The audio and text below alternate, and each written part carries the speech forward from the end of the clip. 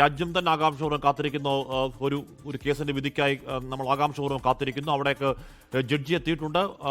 ഒന്നാം പ്രതി അടക്കമുള്ള 1 മുതൽ 10 വരെയുള്ള പ്രതികൾ അല്പസമയത്തിന് എത്താൻ പോകുന്നു. ദിലീപ് കോതാട് കഴിഞ്ഞ് അങ്ങോട്ടേക്കുള്ള യാത്രയിലാണ്.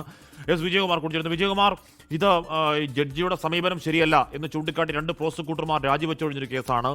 ജഡ്ജിയിൽ അവിശ്വാസം രേഖപ്പെടുത്തി ഈ കേസിലെ അതിജീവിത ഇര തന്നെ സുപ്രീം കോടതിയിലേക്ക് പോയൊരു കേസാണ്. ഏറ്റവും പ്രധാനപ്പെട്ട കോടതിയുടെ ചെസ്റ്റ് ഇരിക്കുന്ന ഏറ്റവും പ്രധാനപ്പെട്ട ഒരു തെളിവ് തുറന്ന് പരിശോധിക്കപ്പെട്ടു, അല്ലെങ്കിൽ അത് കോപ്പി ചെയ്യപ്പെട്ടു എന്ന ആശങ്ക ഉണ്ടായൊരു കേസാണ്. അങ്ങനെ ജുഡീഷ്യറിയിൽ നേർക്കുന്ന ആളുകൾ ചൂണ്ടുവിരലെടുത്ത് ചോദ്യങ്ങൾ ചോദിച്ച ഒരു കേസ് രാജ്യചരിത്രത്തിൽ തന്നെ മറ്റൊന്നുണ്ടോ എന്ന് അറിയില്ല വിജയകുമാർ. അതുകൊണ്ട് തന്നെ ഈ കേസ് പല അർത്ഥത്തിൽ നിർണായകമാണ്. ഹഷ്മി സൂചിപ്പിച്ചതുപോലെ ജുഡീഷ്യറിയുടെ ചരിത്രത്തിൽ പല ഘട്ടങ്ങൾ നമ്മൾ പരിശോധിച്ചാൽ ഇത്രത്തോളം ജുഡീഷ്യറിയെ പോലും ചോദ്യം ചെയ്ത ഒരു കേസ് ഉണ്ടാകില്ല. ഇതിൽ തെളിവുകൾ കോടതിയിൽ നിന്ന് ചോർന്നു എന്ന അതിഗുരുതരമായ ആരോപണം 2 പ്രോസിക്യൂട്ടർമാർ വിചാരണ കോടതി നീതിയുക്തമായി പെരുമാറുന്നില്ല എന്ന് പറഞ്ഞ് അവർ പദവിയിൽ നിന്നൊഴിഞ്ഞ ഒരു ചരിത്രമുള്ള കേസ്. അങ്ങനെ അതിജീവിത ഒറ്റയ്ക്കും നടത്തിയ നീതിക്ക് വേണ്ടി നടത്തിയ വലിയ പോരാട്ടങ്ങളുടെ കഥ പറയുന്ന ഒരു വലിയ കേസ്. അങ്ങനെ നമുക്ക് പറയാൻ എത്രത്തോളം സംഭവ പരമ്പരകൾ ഈ കഴിഞ്ഞ 7-7.5 വർഷത്തെ ജുഡീഷ്യറിയുടെ വിചാരണയുടെ ഘട്ടം പരിശോധിച്ചാലുണ്ട്. എനിക്ക് തോന്നുന്നു അതിനെയൊക്കെ അതിജീവിച്ച് ഈ കേസ് വിധി പറയുന്ന ഘട്ടത്തിലേക്ക് എത്തുകയും പ്രതികൾക്കെതിരായ പരമാവധി തെളിവുകൾ വിചാരണ കോടതിക്ക് മുൻപാകെ കൊണ്ടുവരാൻ പ്രോസിക്യൂഷൻ വിജയിക്കുകയും അതിലൊരു തർക്കവുമില്ല.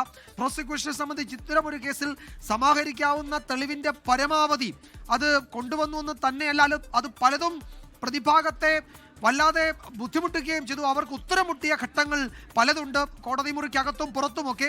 കോടതി മുറിക്കകത്ത് നടന്ന് എന്താണ് എന്ന് കൃത്യമായി നമുക്ക് പറയാൻ ഈ ഘട്ടത്തിൽ പറ്റില്ല. കാരണം അതിൻ്റെ പല കാര്യങ്ങളും നമുക്കറിയാമെങ്കിലും അത് വിചാരണ കോടതി അത് രഹസ്യ സ്വഭാവത്തിൽ ചെയ്ത കേസായതുകൊണ്ട് അതിൻ്റെ വിശദാംശങ്ങളിലേക്ക് നമ്മൾ ഈ ഘട്ടത്തിൽ പോകുന്നില്ല. ഇൻ ക്യാമറ പ്രൊസീഡിങ്സ് ആണ് അവിടെ നടന്നത്, അതുകൊണ്ട് അതിൻ്റെ വിശദാംശങ്ങളിലേക്ക് നമ്മൾ പോകുന്നില്ല. പക്ഷേ ഒരു കാര്യം ഉറപ്പാണ്, പ്രതിഭാഗത്തെ മുൾമുനയിൽ നിർത്താൻ പര്യാപ്തമായ തക്കതായ തെളിവുകൾ വിചാരണ കോടതിക്ക് മുൻപാകെ കൊണ്ടുവരാൻ പ്രോസിക്യൂഷന് കഴിഞ്ഞിട്ടുണ്ട്.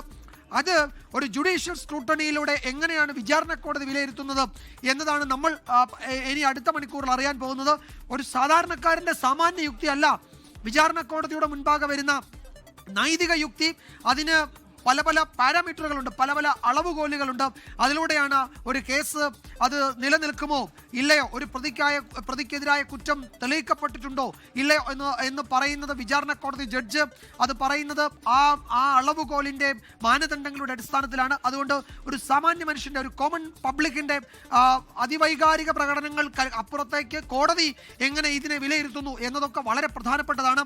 നമുക്കറിയാം ഈ കേസിൽ നേരിട്ട് കൃത്യത്തിൽ പങ്കെടുത്തിട്ടില്ല എങ്കിലും ബലാത്സംഗം ഉൾപ്പെടെയുള്ള വകുപ്പുകൾ ദിലീപിനെതിരെയും 8-ാം പ്രതി ഗൂഢാലോചന നടത്തിയ ദിലീപിനെതിരെയും ചുമത്തിയിട്ടുണ്ട്.